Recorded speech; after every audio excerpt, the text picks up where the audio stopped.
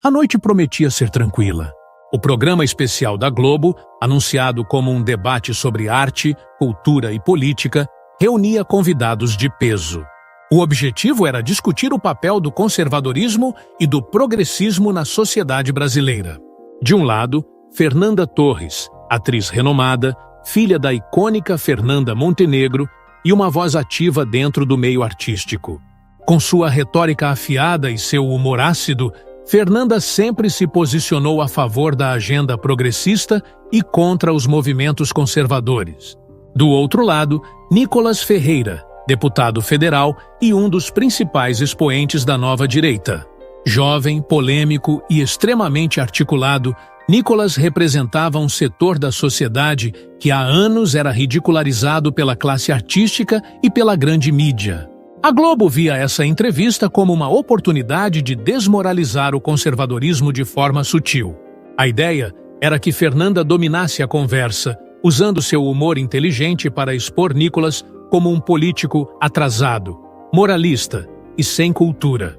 Nos bastidores, a produção já tinha o plano traçado. O apresentador jogaria perguntas fáceis para Fernanda e mais difíceis para Nicolas. A plateia seria treinada para reagir com entusiasmo às falas da atriz e com frieza às respostas de Nicolas. O tom do programa começaria leve e bem-humorado, mas aos poucos colocaria Nicolas na defensiva. O que ninguém esperava era que Nicolas Ferreira estivesse mais do que preparado. A entrevista, que deveria ser um massacre contra a direita, se tornaria um desastre para a Globo. O cenário do programa era requintado, com luzes suaves e um painel ao fundo destacando a palavra diálogo. A proposta era passar a imagem de um espaço para discussões respeitosas, onde a razão e o bom humor prevaleceriam. O apresentador ajustou os papéis na mesa e começou a introdução. Hoje temos um debate muito especial sobre cultura, política e o Brasil que queremos para o futuro. De um lado, uma das maiores atrizes do nosso país, escritora e referência na TV e no cinema, Fernanda Torres. A plateia explodiu em aplausos. Fernanda entrou no palco com um sorriso confiante, acenando para o público. Vestindo roupas elegantes, ela parecia completamente à vontade, como se já tivesse vencido a noite antes mesmo do debate começar. O apresentador esperou o público se acalmar e continuou. E do outro lado, um dos políticos mais influentes da nova geração, deputado federal por Minas Gerais e representante da direita conservadora, Nicolas Ferreira. Dessa vez, os aplausos foram mais moderados e algumas vaias discretas puderam ser ouvidas. Nicolas entrou tranquilo, vestindo um blazer azul e uma camisa branca. Ele cumprimentou Fernanda com um aperto de mão firme e se sentou sem demonstrar nervosismo. O apresentador olhou para ambos e sorriu. Fernanda, você sempre foi uma grande defensora da liberdade de expressão e das artes. Como você enxerga a ascensão do conservadorismo na política e na cultura? Fernanda pegou o microfone, cruzou as pernas e respondeu com ironia. Olha, eu acho curioso como as pessoas que mais falam de liberdade são as que querem ditar o que pode ou não pode ser dito. A arte sempre incomodou os moralistas, desde a época do teatro grego. O que eu vejo hoje é um monte de gente querendo transformar o Brasil numa peça de censura. A plateia aplaudiu fortemente. Fernanda sorriu e continuou. O conservadorismo nunca produziu uma obra-prima, nunca escreveu um grande romance, nunca dirigiu um grande filme, porque a arte é livre. E quem quer controlá-la sempre acaba do lado errado da história. Mais aplausos. O debate estava indo exatamente como a Globo queria. O apresentador virou-se para Nicolas. Nicolas, como você responde a isso? Nicolas pegou o microfone com calma, esperou os aplausos cessarem e respondeu sem hesitar. Fernanda, você fala como se a esquerda tivesse o monopólio da cultura. Mas a verdade é que hoje, se você for um artista conservador, não tem espaço na Globo, no cinema, no teatro. Isso é liberdade? A plateia murmurou. Fernanda arqueou as sobrancelhas, surpresa com a resposta rápida. Nicolas continuou o ataque.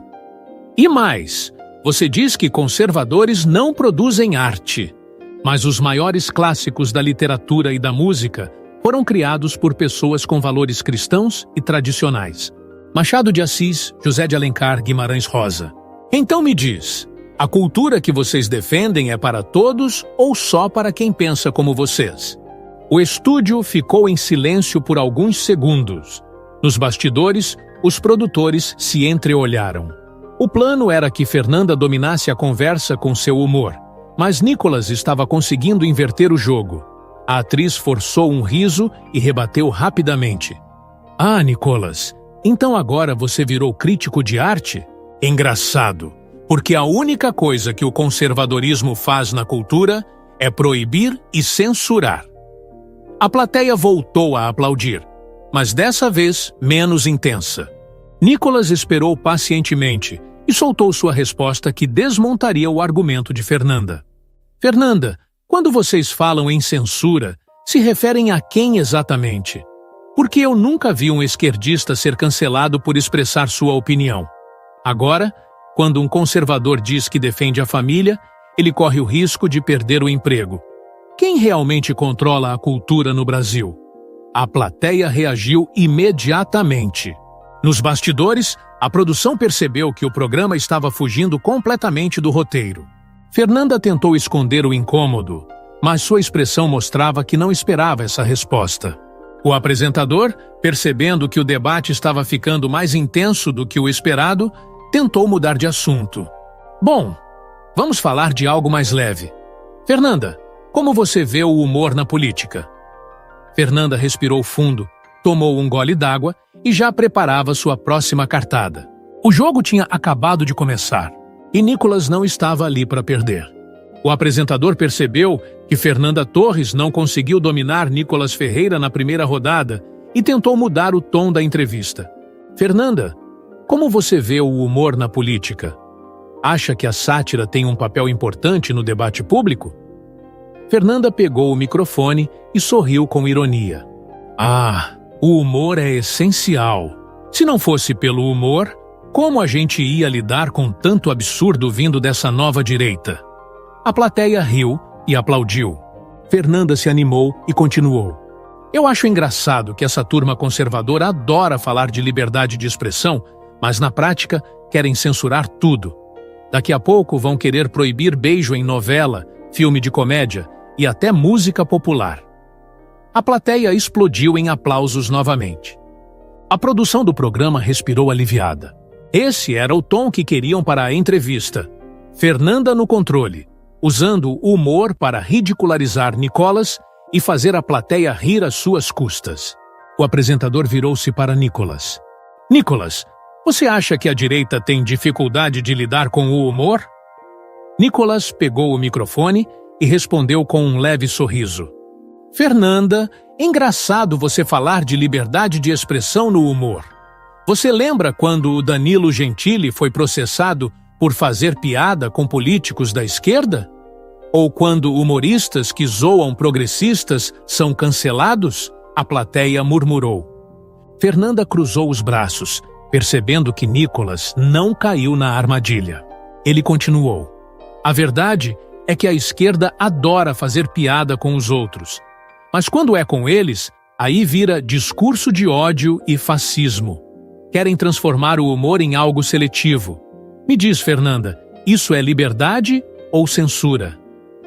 A plateia ficou dividida. Parte aplaudiu discretamente, enquanto outros murmuravam sem saber como reagir. Nos bastidores, os produtores começaram a ficar inquietos. Fernanda forçou um sorriso e retrucou. Ai, Nicolas, ninguém está censurando ninguém. O problema é que certas piadas reforçam preconceitos e discursos perigosos. Não dá mais para rir de tudo. Nicolas não deixou passar.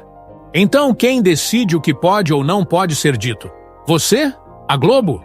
Porque, pelo que eu vejo, só conservadores são cancelados por piada.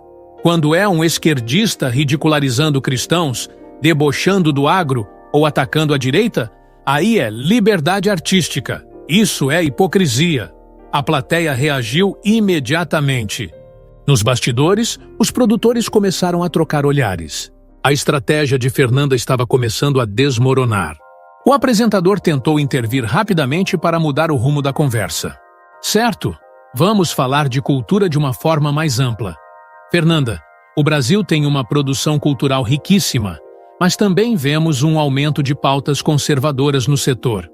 Você acha que isso pode ser um retrocesso? Fernanda aproveitou a deixa e retomou o controle. Olha, a gente precisa tomar muito cuidado. O conservadorismo sempre usou a cultura para manipular o povo. Foi assim na Idade Média, foi assim em regimes autoritários, e agora eles estão tentando fazer isso no Brasil. Não podemos deixar a arte virar uma ferramenta de doutrinação religiosa. A plateia aplaudiu fortemente. Nicolas esperou os aplausos cessarem e pegou o microfone com calma. Fernanda, você fala de manipulação como se o setor cultural fosse neutro. Mas vamos ser sinceros. Hoje, para trabalhar na Globo, no cinema ou no teatro, a pessoa precisa seguir uma cartilha ideológica. Se for de direita, é boicotada. Isso é liberdade? A plateia murmurou novamente. Fernanda franziu a testa, tentando encontrar uma resposta rápida. Nicolas continuou. A verdade é que a cultura no Brasil foi sequestrada por um grupo que quer impor sua visão de mundo. Se você for conservador, se disser que acredita em Deus, na família e na liberdade, já te chamam de fascista. Isso não é diversidade. Isso é monopólio ideológico. A plateia ficou visivelmente dividida. Nos bastidores, a produção tentava reorganizar a entrevista, mas o debate já tinha saído do controle. Fernanda, percebendo que precisava reagir, lançou um ataque direto. Nicolas, você fala tanto de família, mas e se seu filho fosse gay? Você continuaria com esse discurso? A plateia explodiu em aplausos. Era uma armadilha clássica. Se Nicolas parecesse rígido demais, seria visto como intolerante. Se suavizasse o discurso, a esquerda diria que ele era um hipócrita. Mas ele já estava pronto para essa pergunta. Pegando o microfone, ele lançou a resposta que deixaria Fernanda sem palavras. Fernanda, eu amaria meu filho independentemente de qualquer coisa. Mas amar não significa aceitar qualquer coisa que me empurrem como verdade absoluta. O problema da esquerda é achar que amor significa concordar com tudo. Isso não é amor. Isso é submissão. O estúdio veio abaixo. Parte da plateia aplaudiu, enquanto outra ficou em silêncio, sem saber como reagir. Nos bastidores, os produtores já estavam inquietos. Influenciadores conservadores exaltavam a vitória de Nicolas, enquanto jornalistas progressistas tentavam minimizar a derrota, chamando a entrevista de tensa e controversa. Nos corredores da Globo, o clima era de crise. A estratégia havia falhado e a emissora não sabia como conter a repercussão. Mas o pior ainda estava por vir. Nicolas Ferreira já tinha outro plano em mente. E dessa vez, a Globo não teria como controlar a narrativa. Fernanda tentou interromper, mas Nicolas continuou. O que me preocupa não é o que as pessoas fazem da própria vida, mas sim o fato de que a mídia e a política querem obrigar todo mundo a aceitar uma única visão de mundo, sem debate. Isso sim é perigoso. A plateia explodiu novamente. Fernanda ficou sem reação por alguns segundos. O apresentador, percebendo que o programa estava saindo completamente do controle, tentou encerrar a conversa. Bom, acho que tivemos um debate intenso hoje. Fernanda, Nicolas, obrigado pela participação. Mas Nicolas não deixaria a Globo encerrar com essa narrativa. Ele pegou o microfone e lançou sua última bomba. Interessante como, quando a esquerda começa a perder um debate, o programa acaba. A plateia reagiu mais uma vez. Fernanda Torres tentou manter a pose, mas o incômodo era evidente. Nos bastidores, os produtores sabiam que haviam cometido um erro. Nicolas Ferreira não apenas resistiu, ele venceu. E o Brasil inteiro viu tudo ao vivo. A entrevista havia terminado, mas o estrago estava feito. Nos bastidores, a produção da Globo estava em choque. O plano era simples. Fernanda Torres usaria seu humor e inteligência para ridicularizar Nicolas Ferreira, deixando-o desconfortável e sem respostas. Mas o que aconteceu foi o oposto. Nicolas não apenas resistiu, ele dominou o debate. Enquanto Fernanda tentava mudar de assunto e fugir das perguntas diretas, Nicolas expôs a hipocrisia da esquerda na cultura, na mídia e na política. A Globo tentou cortar o programa rapidamente, mas o público percebeu o desespero. Minutos após a transmissão, a internet pegou fogo. Nicolas humilha Fernanda Torres ao vivo. A Globo tentou armar uma cilada, mas saiu humilhada. Fernanda sem respostas e a produção em pânico. Os cortes da entrevista viralizaram em minutos. Influenciadores conservadores exaltavam a vitória de Nicolas, enquanto jornalistas progressistas tentavam minimizar a derrota, chamando a entrevista de tensa e controversa. Nos corredores da Globo, o clima era de crise. A estratégia havia falhado e a emissora não sabia como conter a repercussão. Mas o pior ainda estava por vir. Nicolas Ferreira já tinha outro plano em mente. E dessa vez, a Globo não teria como controlar a narrativa. A Globo ainda tentava abafar o impacto da entrevista, mas não havia mais como conter a verdade. Nos bastidores, Fernanda Torres deixou o estúdio sem dar entrevistas, visivelmente desconfortável. Produtores tentavam coordenar jornalistas para minimizar o estrago, mas os vídeos da humilhação viralizavam mais rápido do que qualquer nota oficial poderia responder. Enquanto isso, Nicolas Ferreira se preparava para o golpe final. Diferente do que sempre fazia, ele não abriu uma live. Ele decidiu ir para as ruas. Minutos depois, um vídeo começou a circular nas redes sociais. Nicolas estava em uma praça pública, cercado por centenas de pessoas que o abordavam para falar sobre a entrevista. Com um microfone na mão e sem a edição da Globo para cortá-lo, ele começou seu discurso. Hoje vocês viram o que acontece quando um conservador enfrenta o monopólio da cultura. A esquerda perdeu o controle da narrativa e não sabe como reagir. A multidão aplaudiu. Os vídeos das pessoas vibrando com Nicolas começaram a viralizar. Enquanto a Globo tentava esconder o fracasso, o povo fazia a verdade ecoar pelas redes. Nos corredores da emissora, o clima era de pânico absoluto. A estratégia de ridicularizar Nicolas havia falhado e a repercussão estava fora de controle. Nicolas Ferreira não apenas venceu o debate.